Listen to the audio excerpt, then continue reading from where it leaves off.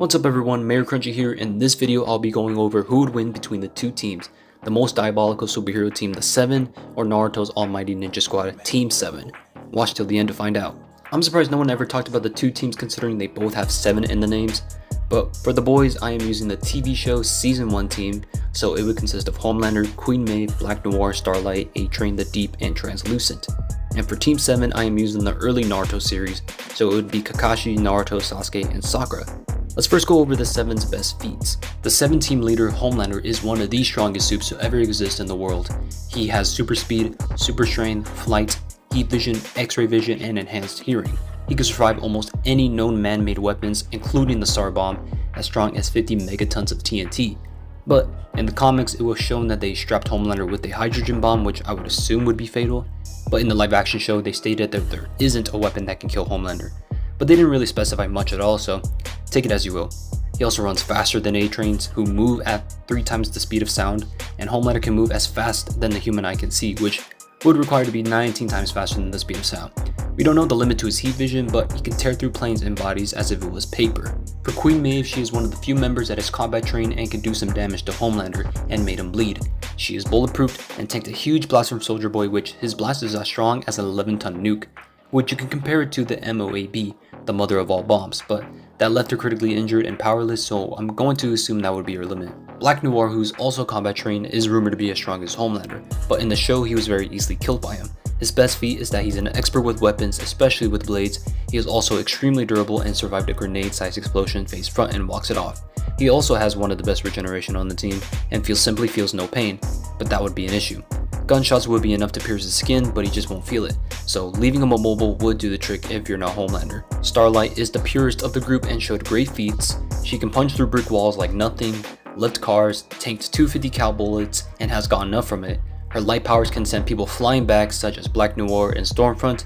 She also seems to get her power mostly from electricity to boost her light powers. A-Train, the fastest member of the 7, which I explained earlier, can move up to 3 times the speed of sound and can run so fast he run through a person. He should also show that he can outrun Starlight's light attacks with ease, but can deal very strong damage against other supes such as Kimiko. The Deep has the ability to swim and breathe underwater and can also talk to sea creatures.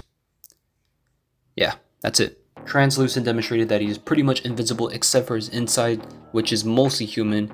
His only known weakness is electricity due to his skin being made of carbon fiber. He has above average human strength, but nothing too crazy compared to his co-workers. And that sums up all of the 7 members. Now it's time to move on to Naruto's team, Team 7. Naruto Uzumaki, the knucklehead of the team, but also the heart of the team.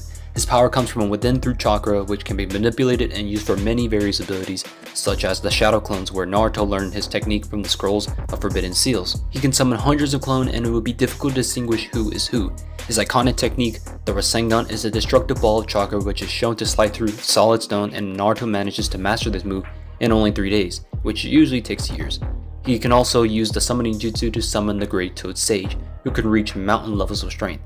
Naruto can enter his Jinchuriki form, the one-tailed cloak form, where he taps into his 9-tailed fox energy, and his strength, speed, and durability is increased, and also his healing factor boost up, which helped him survive Sasuke's Chidori, which I'll get into a second. During the fight with Haku, it was described that Haku's ice mirrors, which allowed Haku to move around between them in the speed of light, and Naruto manages to outspeed Haku with his weakest 9-tailed form, which I doubt it's light speed, but it's still pretty quick. Sasuke, the Emo Uchiha, is another strong team member. His iconic moves are the Fireball Jutsu and the Chidori, a powerful lightning blade, which this technique is not as destructive than the Rasengan. It is aimed to kill, and it seems to one-shot everyone, and he used it on Naruto. He also developed the Curse Mark, which he got it from Orochimaru, and uses the mark to beat the Sound Ninjas during the Chunin exam, which claimed that their attacks move at the speed of sound, and he did it with ease. He fought against Gaara and made him bleed, doing a way better job than Rock Lee did, and uses a high level of taijutsu comparable to Lee, who specializes in his whole life. We can't also forget that Sasuke's Sharingan, which allowed him to become more perceptive, predicting movements from an enemy, copying fighting styles or ninjutsu from another, and also causing genjutsu, which is hypnotism based and tricks the enemy's 5 senses to seeing false images or believing they experience physical pain. From time to time again, Sasuke demonstrated that he's levels ahead of Naruto, but Naruto is always quick to catch up. Sakura, the obsessed Haruno, although not the strongest of the 3, she is a powerhouse and a support ninja. there's not really much I can find of Sakura in the early Naruto series that would give her the advantage against the 7. And finally, Kakashi Hatake, the captain of Team 7. Kakashi Shippuden also didn't give me a lot to work with. He demonstrated great power against Kabuza during the Land of Waves arc, showing off his one-eyed Sharingan, and pretty much outclassing Kabuza. But his Sharingan would be an issue. If you didn't know, his Sharingan belonged to his friend Obito Uchiha before he died. And a non-original user of the Sharingan would have to drain so much chakra to even use the power, which caused Kakashi to be in the hospital bed for a good amount of time, and he only uses that power for like 15 minutes or so. But as a high-level Jonin, he can outspeed both Naruto and Sasuke with ease, but I'm not sure about their beast forms. He also took out 2 Chunin level ninjas with no issue.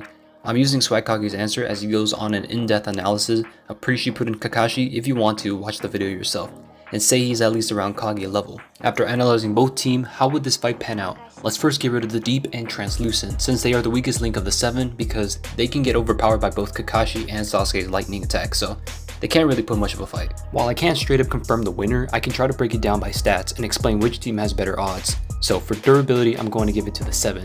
Aside from A-Train, the rest of the team has bullet immunity and survived huge explosions face front. Meanwhile in Naruto, obviously they are all human, so they could be easily cut by a blade, but Naruto has survived from a fatal blow to the heart. Now for speed, it's clear that A-Train is winning in this, but would that be enough? Sasuke's Sharingan is a pretty good counter against A-Train's speed. He can predict where A-Train is going just by looking at the twitch of his muscles before he can even move. But Homelander is fast with his flight, so getting a hold of one of the members of Team 7 is going to be deadly. But Team 7 is smart and can avoid using substitution jutsu. And also Team 7 is cooperative, which the 7 definitely lacks on. I would give this point to both teams because Homelander makes up for A-Train's power. While Team 7 can straight up run at the speed of sound, they can react quickly and act accordingly. Now for combat, Team 7 is taking this. They could take on Black Noir's blade skill and outblitz him. Against Starlight would be tricky because I see people claim that she shoots her powers at light speed, and also A-Train dodging her attacks also means he moves at light speed. I think it's more of a plasma attack rather than the light speed energy attack. It's still fast, just not light speed. I think it's faster than the speed of sound, but aside from that, Team 7 has access to a lot of jutsus to take on the 7 and also heavily trained to fight. Now things start to get even more difficult with Homelander and Queen Maeve since they are both the strongest of the 7. Although Team 7 has better odds so far, that doesn't mean they can completely take out Homelander and Queen Maeve, because they have great durability and survive huge explosions. Now Homelander would be the toughest to deal with his flight. He has the air advantage. Knowing Homelander, the most he can do is spam his lasers at Team 7.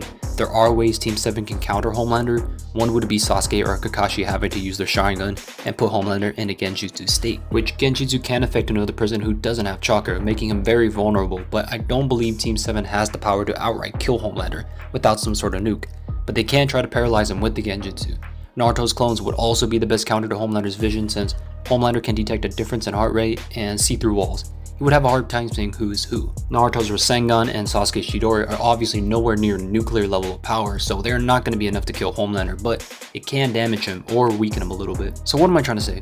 I'm giving the edge to Team 7 with Sakura most likely being the first one to die, but I can also see the 7 winning in this, or just Homelander himself since he is the bigger threat out of all the 7. But aside from that, they have excellent teamwork, a lot of abilities they can use against the 7, but Homelander would be the real issue. They would have to use some sort of Genjutsu to stop Homelander in his feet, since nothing they really have is enough to outright kill him. I'm giving the win to Team 7, pre-Shippuden with pretty high difficulty, but it can go either way. Again, I'm not trying to prove which show is better, I just think it's funny having two teams that have 7 in their names just fight each other. What do you guys think? Is Team 7 way stronger than I thought, or am I underestimating the 7? Let me know in the comments below, and also subscribe for a free cookie, and I'll see you guys in the next one. Peace out.